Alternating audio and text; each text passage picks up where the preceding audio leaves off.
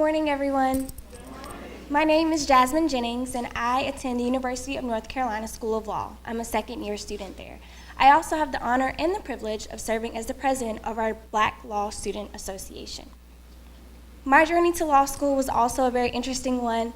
There were often times when I didn't want to study for the LSAT, when I didn't want to take that rigorous class that we've talked about, where the reading and the writing seemed too burdensome as a senior, as a junior in college.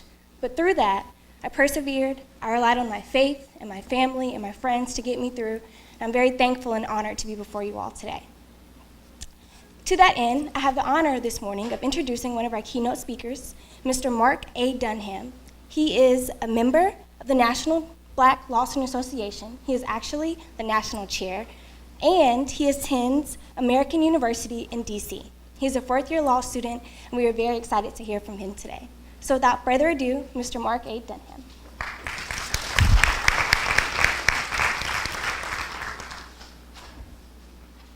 Good morning. Oh, I think we can do better than that. Good morning. Good morning. All right. To Ms. Mitchell, to Chancellor Martin, Your Honor, we'll hear from you later this evening, to the members of the bar, and to the presidents of the Black Law Students Association chapters, and to all of this Black excellence in this room today, I bring you greetings from the national and regional executive boards of the National Black Law Students Association. So when they asked me to speak, I asked my board, what should I tell them? What should we say to pre-law students and our law students and to the members of the bar? So what I'll do this morning is lean back on what I know, which is coming from Tennessee and growing up around church all my life, is to tell you a little story. And I promise, as all the preachers I grew up with used to say, I won't be before you long. So a little bit about start the clock. A little bit about the National Black Law Students Association, founded in 1968 at the campus of New York University School of Law by Algernon J. Cooper.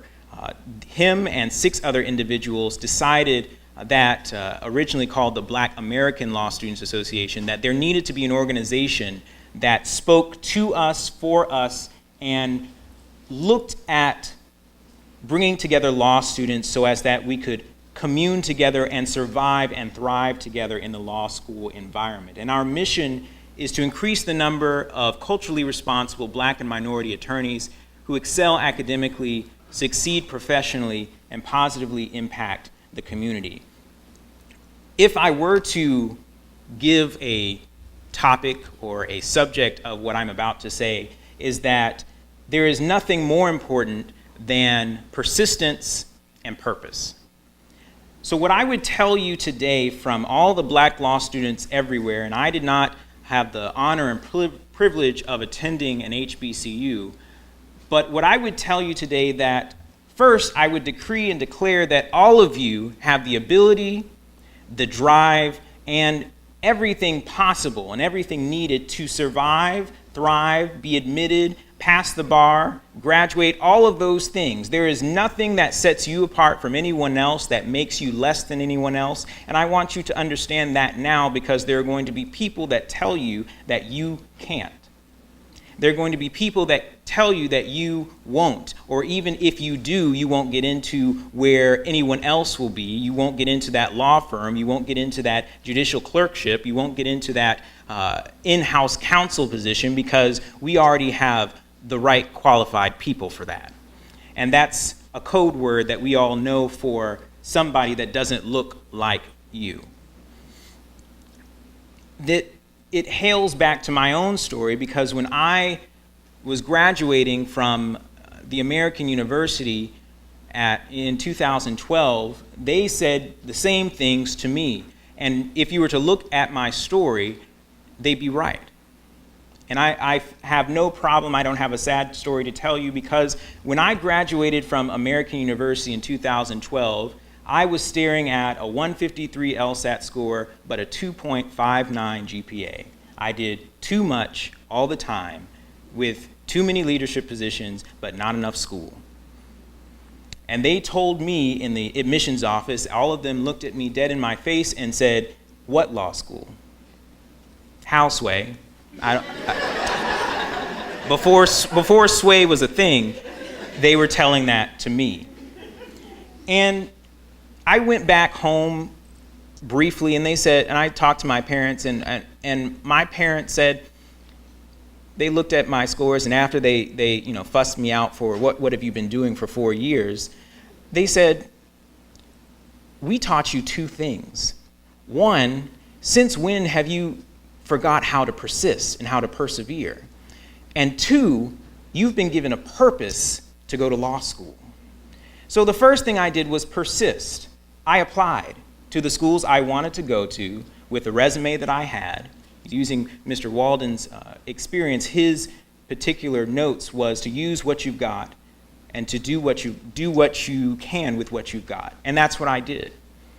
And it was exactly as I thought it would be. As Madam President stated, there was rejection, a whole lot of it. I kept the letters because I wanted to remember today as a 4th year where I came from. But with every rejection, I said, I'm going to persist because I've been given a purpose. I'm going to persist because I know I'm supposed to be there. I don't care what they're telling me, I'm supposed to be there.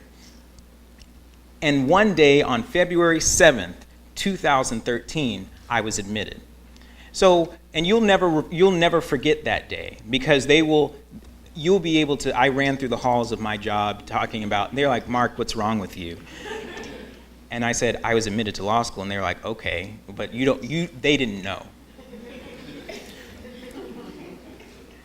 So there's a difference between, it's not just okay to persist. You have to remember that there's a purpose, because as many of the people said, you will get into law school and it will get hard. As thousands of law students who are members of NABALSA can tell you, it is not built for us. It was not built for us, and the process and the atmosphere can literally attack you from every side. But I'm telling you today, and I'm telling you on behalf of thousands of law student members and officers across the nation, that you have a purpose and you belong in law school. And that even when the tests get hard and someone cold calls you and you know you haven't read the night before, you belong there. Even when that essay asks you to tell the professor everything you knew about contracts, and you're like, what? You belong there. Even when you get rejected from internship after internship and you don't know what you're going to do at the end of 3L, you belong there. And because you belong there, and because you've been given a purpose, you will succeed. You will come out the end with where you're supposed to be. So what does that mean for me? Why am I telling you this story? Why am I saying you should persist because you have a purpose? Because I am a living testimony of that. I stand before you today coming from a 2.59 coming out of undergrad to a 3.52 at the end of my 4th year. I'm coming from no prospects for law school to being employed at a firm in New York at the end of 2018.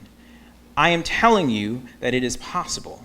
I am telling you that you've been purposed to do it. And on behalf of the National Black Law Students Association, I am telling you that you have a purpose, you belong in law school, and I urge you to persist. I urge you to take this step, to take this conference as one of the first of many steps that you will be taking on your way, not just getting into law school, not just getting into class, but to see yourself crossing the stage, degree in hand, to see yourself walking into that firm, that judicial office, that in-house experience.